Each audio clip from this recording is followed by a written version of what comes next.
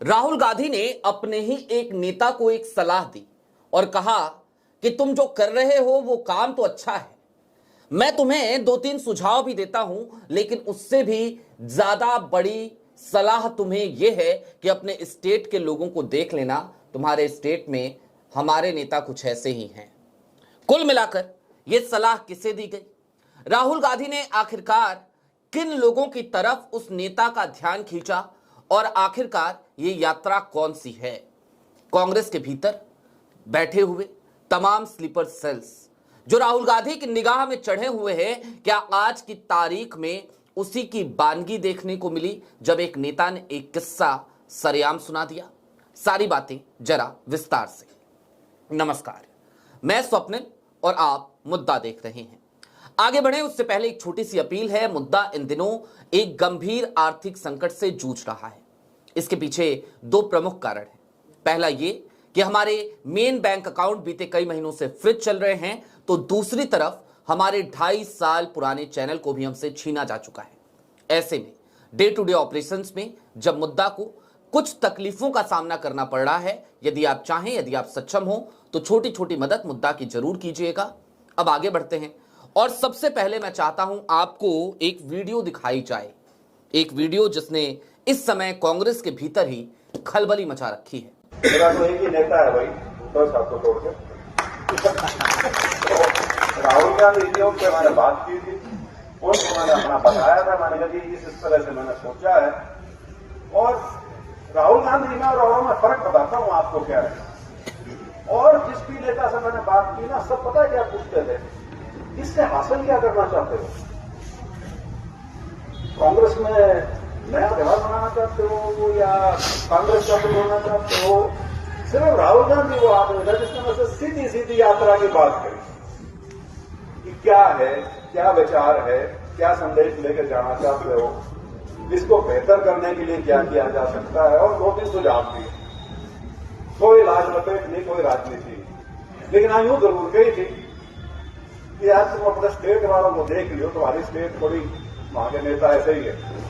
तो मैंने यानी वो तो चलो जैसे है तो है, लेकिन आपने अगर हाँ करिए तो बात खत्म हुई। उसके बाद फिर मैं कांग्रेस के जो और बड़े नेता हैं, हमारे राष्ट्रीय अध्यक्ष में, उनसे मुलाकात हुई और जो हमारे जनरल सेक्रेटरी ऑर्गेनाइजेशन है उनसे बात करके और फिर जाके मैंने औपचारिक रूप से 20 अगस्त को उसकी घोषणा की। क्या आप पहचानते हैं ये कौन है? इनका नाम है बृजेंद्र सिंह। उचाना विधानसभा से इस बार प्रत्याशी रहे, पूर्व सांसद हैं बृजेंद्र सिंह। और इतना ही नहीं, बल्कि उचाना की जो सीट थी जहां पर 38 वोटों से इन्हें हार मिली थी, वो मामला अभी हाईकोर्ट में चल भी रहा है। बकौल बृजेंद्र सिंह, राहुल गांधी ने इनसे क्या कहा? राहुल गांधी ने इनसे कहा कि यात्रा निकाल रहे हो, अच्छी बात है, सद्भाव यात्रा। इन्होंने यह भी बताया कि मैं जब बाकी लोगों से मिल रहा था तो लोग अलग अलग सवाल कर रहे थे। कोई पूछ रहा था इससे हासिल क्या करना चाहते हो, इससे तुम चाहते क्या हो, तुम्हारा क्या उद्देश्य है। लेकिन जब राहुल से मिला तो राहुल ने कोई राजनीति की बात नहीं करी, कोई राजनीतिक बात नहीं करी।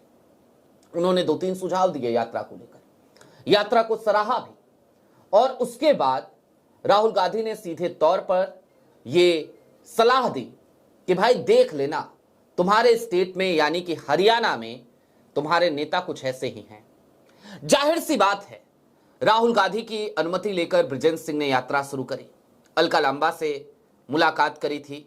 इस यात्रा की शुरुआत से पहले बृजेंद्र सिंह ने मल्लिकार्जुन खड़गे यानी कि कांग्रेस के अध्यक्ष से मुलाकात करी थी। सद्भाव यात्रा 5 महीने चलने वाली यात्रा, और इसके साथ ही साथ केसी वेणुगोपाल से भी मुलाकात करी थी। बावजूद इसके इस यात्रा का विरोध सबसे ज्यादा अगर किसी ने किया तो ऐसा लगा जैसे हरियाणा कांग्रेस के ही लोग कर रहे हैं।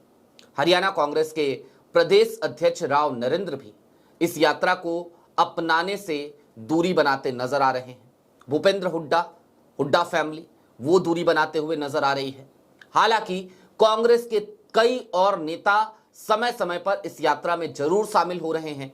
यात्रा को एक अच्छा रिस्पांस जरूर मिल रहा है, लेकिन इन सब के बावजूद जरा सोचिए, अगर राहुल गांधी का एक सिपाही सड़कों पर उतरा है तो उसके बाद भी कैसे कांग्रेस के ही लोग उसका विरोध कर रहे हैं, जबकि वो उतरा किसके लिए? जाहिर सी बात है, उतरा कांग्रेस के लिए है। दोस्तों, अब कुछ चीजें और समझने की जरूरत है। आपको याद है, बिहार से लौटने के ठीक बाद राहुल गांधी अचानक हरियाणा पहुंच गए थे, मनीष खटाना को बुलाया था, मुलाकात करी थी और यह औचक दौरा था। सीधे एयरपोर्ट से वो निकल गए गुरुग्राम के लिए। लेकिन क्यों गए थे गुरुग्राम? यह वो वक्त था जब हरियाणा में प्रदेश अध्यक्ष और सीएलपी लीडर, इन दोनों को चुनने की प्रक्रिया चल रही थी। मनीष खटाना से मुलाकात करते वक्त राहुल गांधी कुछ नामों के सुझाव चाहते थे। वो सुझाव लिए भी उन्होंने, लोगों के बारे में जाना भी। राहुल गांधी चाहते तो ये थे कि हरियाणा में इस बार नेतृत्व किसी ऐसे व्यक्ति को दिया जाए जो व्यक्ति युवा हो और जो ओबीसी समाज से आता हो, पिछड़े समाज से आता हो। एक ऐसा व्यक्ति जो एक्टिव दिखे, जो सक्रिय दिखे, ठीक वैसे ही जैसे मध्य प्रदेश में जीतू पटवारी हैं। लेकिन राहुल गांधी की इन उम्मीदों पर राहुल गांधी की विदेश यात्रा के दौरान ही पानी फेर दिया गया। अचानक से ऐलान कर दिया गया, सीएलपी लीडर बना दिया गया भूपेंद्र हुड्डा को और प्रदेश अध्यक्ष की कमान सौंप दी गई राव नरेंद्र को। राव नरेंद्र, जिनका सीडी कांड अभी भी उनके गले की फांस बना हुआ है। राव नरेंद्र जो भूपेंद्र हुड्डा के खेमे के माने जाते हैं। राव नरेंद्र जो कुल मिलाकर आज की तारीख में सरेंडर नजर आते हैं हुड्डा फैमिली के सामने ही। सवाल इससे आगे का है, क्या कांग्रेस इसी तरीके से काम करती रहेगी?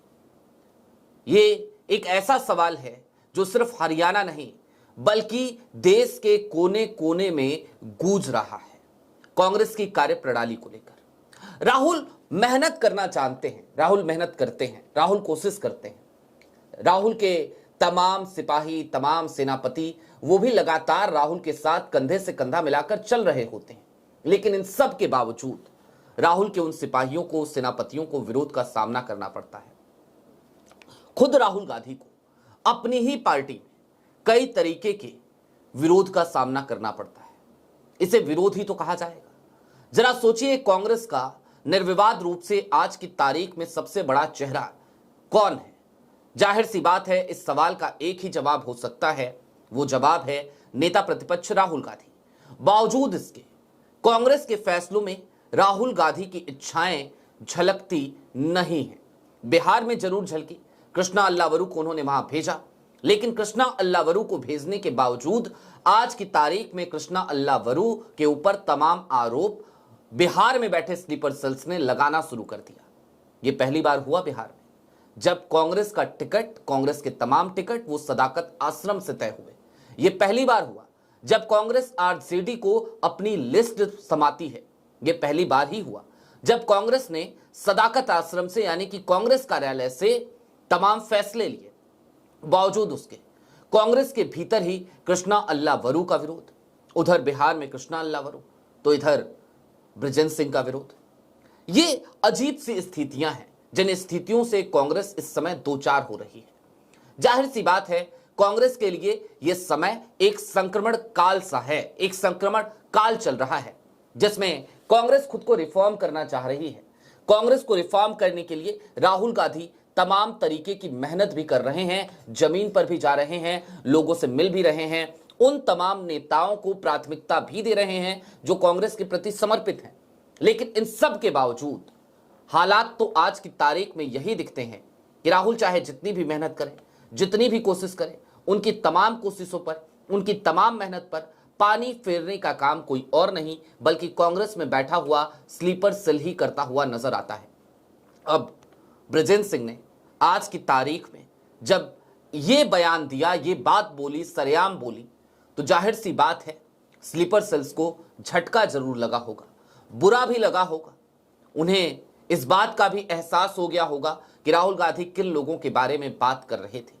लेकिन हां, हरियाणा का चुनाव भी हमें याद रखना चाहिए। हरियाणा विधानसभा का वो चुनाव जिसमें जीती जिताई बाजी कैसे हारी जाती है, ये कांग्रेस की गुटबाजी ने बताया। आज की तारीख में जो सीएलपी लीडर हैं, हो सकता है वो मुख्यमंत्री भी बन सकते थे एक बार फिर से, लेकिन मुख्यमंत्री बनने की उन्हें कोई जल्दी नहीं थी। ऐसा ही तो लगा, क्योंकि लगातार टिकट बंटवारे के वक्त अलग तरीके की रणनीति बनती रही, अलग तरीके से चक्रव्यूह रचे जाते रहे, अलग तरीके से भीतरघात किए जाते रहे।